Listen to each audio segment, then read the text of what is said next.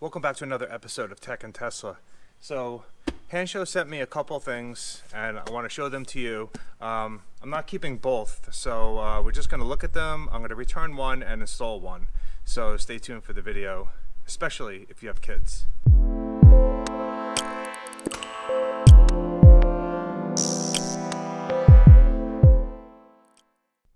Hey guys, let me jump in here real quick and just let you know that I've been talking to Hansshow, and they actually set up a deal where they're going to offer 25% off if you use my code TechandTesla15.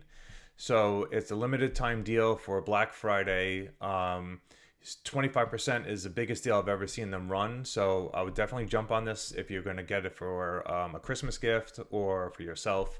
So go ahead and save yourself a bunch of money. Tech and Tesla 15, save you 25%. Okay, this is one of the products they sent me. Little ornament for the tree, very cute. Instructions.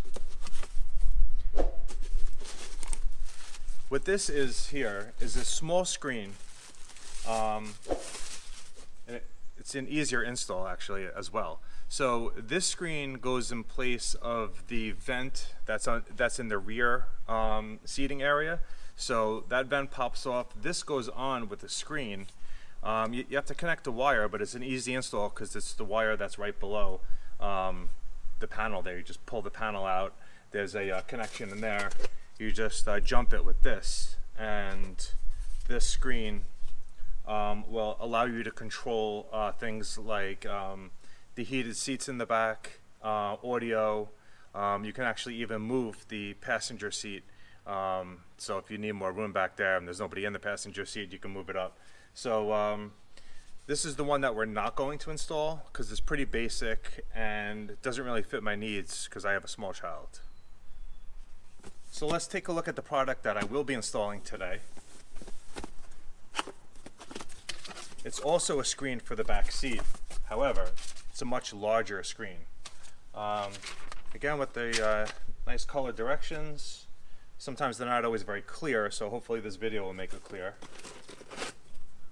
A little more harnessing because you have to go all the way to the front for the install. So this gets plugged in to the computer, the autopilot computer, and up front. And then here's the screen here, much larger. There's a little command module here. This is some trim here, and here's the screen.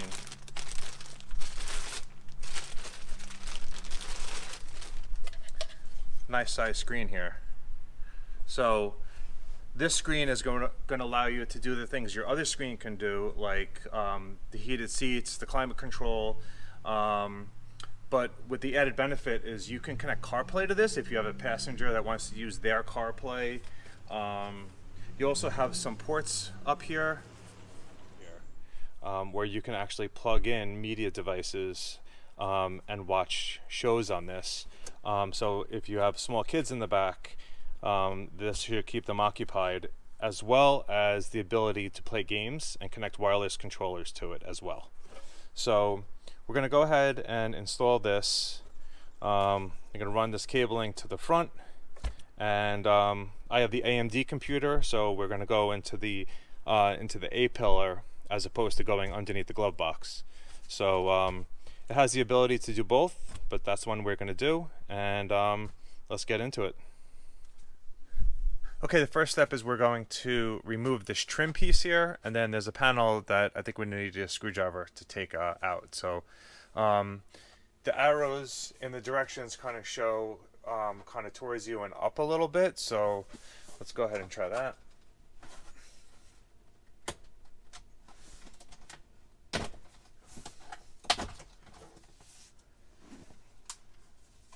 Okay, you're going to have a wire here for your USB ports. So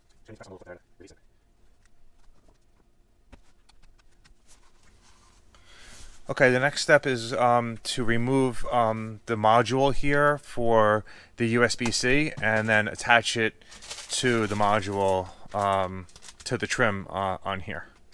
Okay, we have to take this vent out. So we're going to take the whole vent out and we're going to put it on the new one. So you're gonna need a T20 to get at these guys here.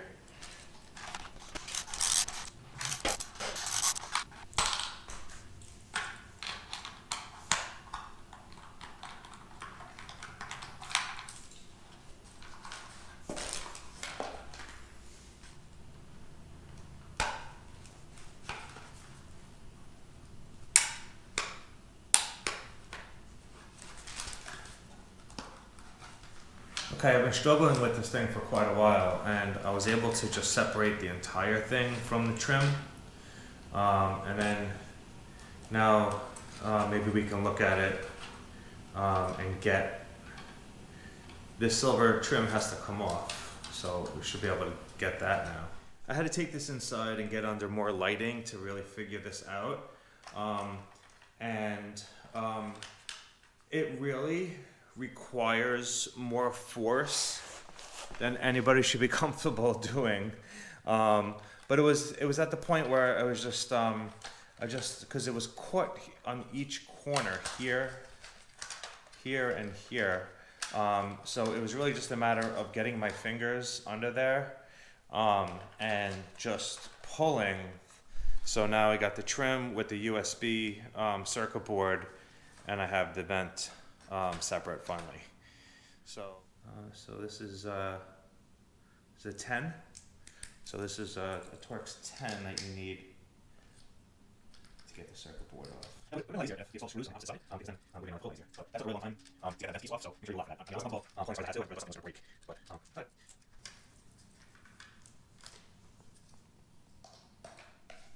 there's a little track on either side here, so it just kind of slides in that track, and then just put those screws right back.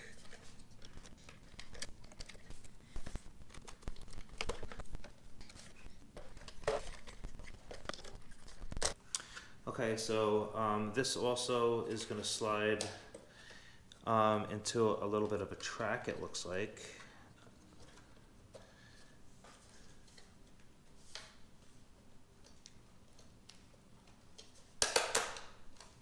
And that's it. It actually just clicks in.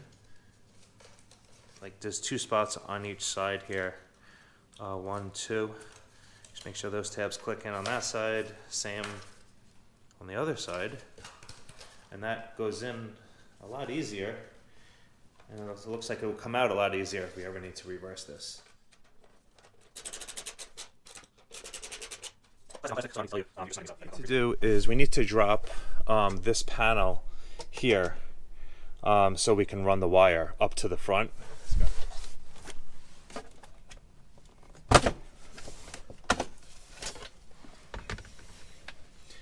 So I believe these are the two screws here.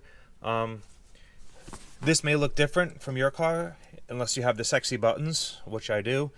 So I actually have an extra connection back here because of the sexy buttons. Let me grab a Torx on that as well. Okay, this is also a 20. So far you just need to make sure you have a 10 and a 20.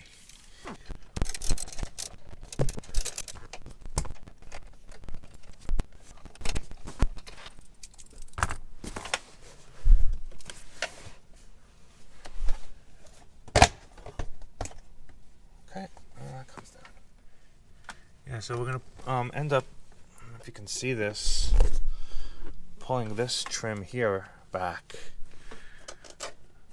We got to see how to get in there. We've got to fish that wire all the way up there. So.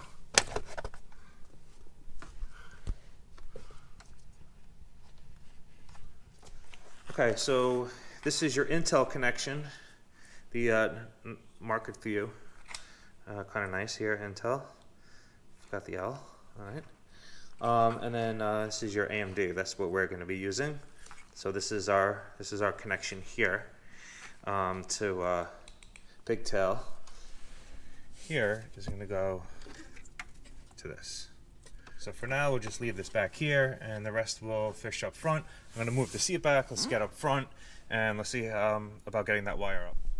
All right, I think I got this figured out. I just wanted to point out to you guys there's one more screw that I ended up taking out, and it was right here.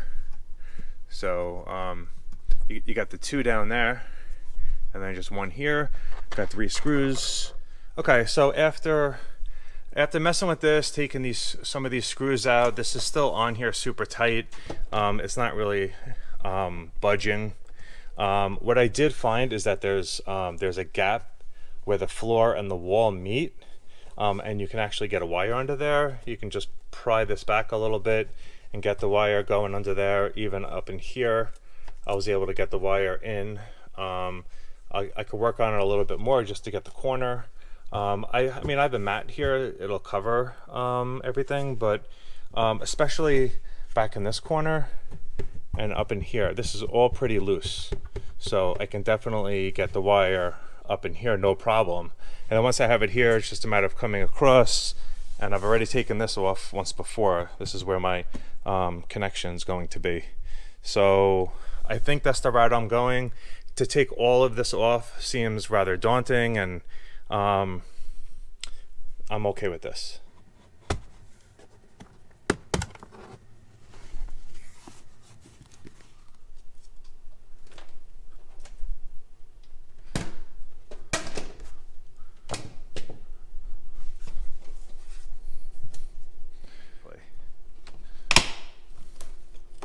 Yeah, then it just pops out from the bottom. You can see that there. So it's just the one clip on the top, and then this tucks in. Yeah.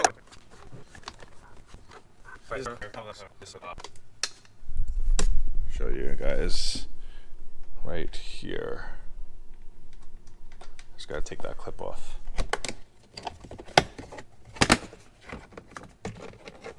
There's another clip here also. And then we should be able to peel this back. Here's the connection that I had to make for the screen. I know people have been asking me if I can get a better view of that. So hopefully this is a good enough view. People can check out this video about connecting for that. So it's right down here, this blue connection here. And then people have also been asking me where the plug is to go into the battery connection, and it's all the way up there. Just straight up, follow all these wires up, you'll see it. But I heard that the new screens don't even need that anymore. So hopefully that's a non-issue. So I'm gonna go ahead and connect that up there, and we'll see if the screen works, and then we'll tuck all the wires away. Okay, let me see if I can show you here. All right, this first plug, that's the first plug for the autopilot computer. The next one on a regular Intel would be gray. So that middle one there is black. That's not the one either. All the way up is the third plug. That one is also black, and I think that's the one I need to get to connect, because it looks to be about the same size. So I need to get up there. There's a little red clip that I got to move to the side, and I'm going to try and wiggle that plug out. So it really took an extraordinarily long time to get that third connection. Can't even see it on camera because it's the third one up there, so it's just out of sight from here. But just to get your hand up there, there's got to be a better way. All right, this is not being used, and this connection is going to go to the little control module. You know, one step I did forget, I should have powered off from the screen. I should have powered everything off. That's my mistake. All right, I'm gonna tidy everything up over here, and then I'll meet you in the back, and we need to install one little bracket and install one little bracket in the back, and then we should be able to connect the screen. Hopefully it works. Okay, one more connection here. I didn't see anything in the instructions about this, but I saw this online, and this little bracket here goes here. So we got to take out this screw and replace it right here, and that's going to help. That's going to help hold the bracket, hold the screen in place.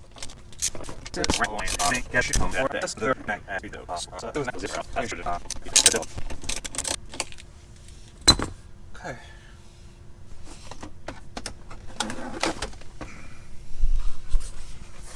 Okay, you got two connections here. You have one connection for the screen and one connection for the USB plugs.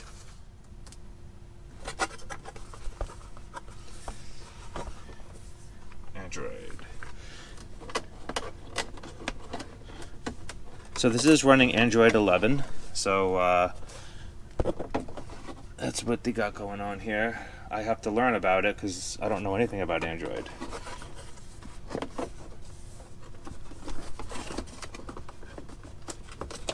Now there's a little hole here, right there, and that hole is going to line up with that hole, hopefully.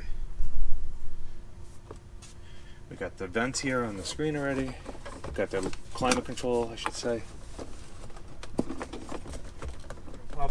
It gives you, they give you the screw and they give you the cover. So we'll go ahead and put that on and we'll take a look at the screen a little bit. Alright, so I've been living with the screen for a few days now, and I want to give you my initial thoughts. It is nice to have climate control back here. If you have older kids or even adults that want to control the climate, they can go ahead and control it. It controls it for the whole car though, so if you go ahead and turn this on and you raise it, it's going to raise it in the whole car. And the temperature, it's not going to reflect up front. I have it set on 70 up front, showing 69.8, but if you go ahead and raise that up, it doesn't change up there. So you just have to keep that in mind, that it's not going to show up front what's happening back here. Go ahead and turn that off. I think the rear seats, I think the rear heated seats I think it's a great feature. You can go ahead and turn on all the seats if you have people sitting back here that would like that, and you could just do one button to shut them all off. So I think that's another great feature. You can load up videos if you just plug in the USB up front. Well, back here, right behind, is the USB port, and you can put videos on the screen. So that's great as well. Music control. Here's all your apps. So you go into the Play Store. It came with like Crazy for Speed. Got to find an English version for like car racing games because you got your controllers. You can hook it up to here and you can play games right on here, which will keep the kids occupied. Also, you can load up Disney, Paramount, YouTube Kids. Like you can put anything on here that you would do on a regular iPad or tablet, and you can save movies for offline viewing, or you can tether it to your phone for Wi-Fi to have. But it interferes. I have the CarPlay up front, so I can't tether Wi-Fi to this because it interferes with the screen up front. So so for this, I'll just save movies offline, and then you can hook up wireless headphones, which I tried that out. I can't play anything for you guys because of copyright laws, but yeah, with wireless headphones, you can hook it right up to Disney Plus and play a movie that you've saved. So I think it's a nice feature. This is just all your settings. It's nice to have. Gives a little more control for back here and keep the kids occupied if you have kids. So it's just one nice thing that Hansshow has done. And check out my link in the description. I'll have a code in there, save you guys a little bit of money. All right. Until the next video, drive safe.